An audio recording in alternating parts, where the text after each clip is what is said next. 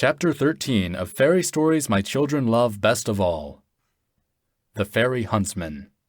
Once upon a time, two boys named Donald and Rory dwelt with their father and mother in a lonely cottage in Scotland. Late one night, they were looking for a sheep that had strayed from the rest of the flock. As they walked through the heather, they heard the tramp of horses, the cheers of huntsmen, and the music of a horn. "Surely," said Donald, "there cannot be huntsmen on the hills at this time of night." Just as he spoke, 13 tiny little men came riding over the brow of the hill. Each of them was dressed in green silk and had a belt of gold. They had white feathers in their caps and rode upon the prettiest little horses that ever lived. "Why, those are the fairy hunters!" cried Donald. "Come, Rory, let us run after them and see where they go." The two boys set off through the heather as fast as their legs could carry them. By and by, the little huntsmen came to a great rock which stood on the side of a hill.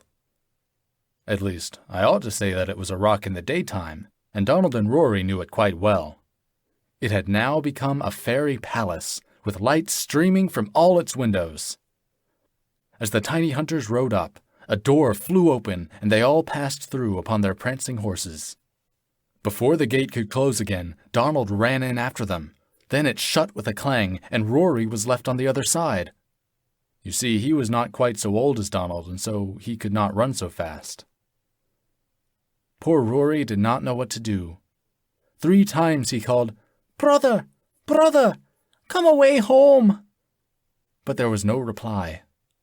So, at last, he had to return home all alone, and very sad at heart. When Donald ran through the gate of the palace, he found himself in a big yard.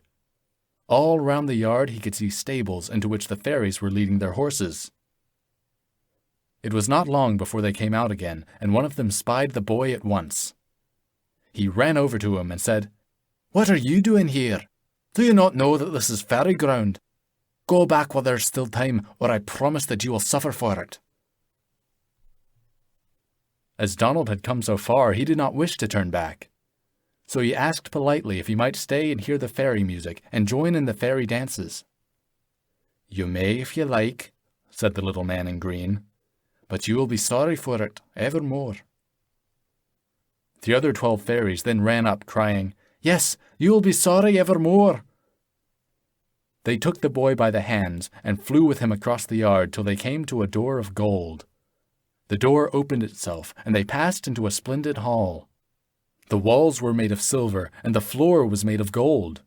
There were rows and rows of lights, and each light hung from the roof by a chain of pearls. Around the hall were little glass tables heaped with fruits and sweets. This shining room was so full of fairies that Donald could hardly believe his eyes. All he could do was to stand and stare. Some of the fairies were eating at the tables. Others were playing the sweetest music, but most of them were dancing merry jigs and reels in the middle of the hall. When the fairies saw Donald staring at them, they all began to laugh, and Donald could not help laughing too. They came crowding around him and soon whirled him off in a merry dance. All night long he danced till he grew so tired that he fell fast asleep. When he awoke, the sun was high in the sky. He found himself lying on the grass by a big black rock. He saw at once that this was the very rock which had been a fairy palace the night before. "What a good sleep I've had," he said. Then he got up and stretched himself, feeling very stiff and sore.